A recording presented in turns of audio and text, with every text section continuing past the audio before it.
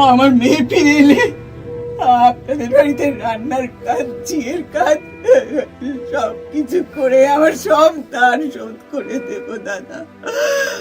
আমার বাড়িটাও বিক্রি করে দেব। আমার মেয়েকে বাঁচাতে আপনাদের সাহায্য আমি জীবনে ভুলবো না। দিদিমণি, দিদিমণি, আমি ছাড়া ওনার কেউ নেই।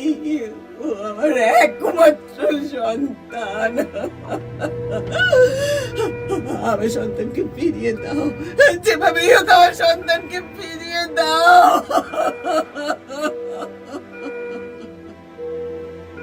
দেখছেন তো, আমি কিন্তু এখন একটা ট্রমার মধ্যে চলে গেছি। আমার এই ট্রমাটা তখনই কাটবে যখন আপনারা গল্পের দর্পণে মিনতি ঘোষের ট্রমা গল্পটা শুনবেন। শুনতে ভুলবেন না কিন্তু। গল্পের দর্পণে খুব শিগগিরই আসছে ট্রমা।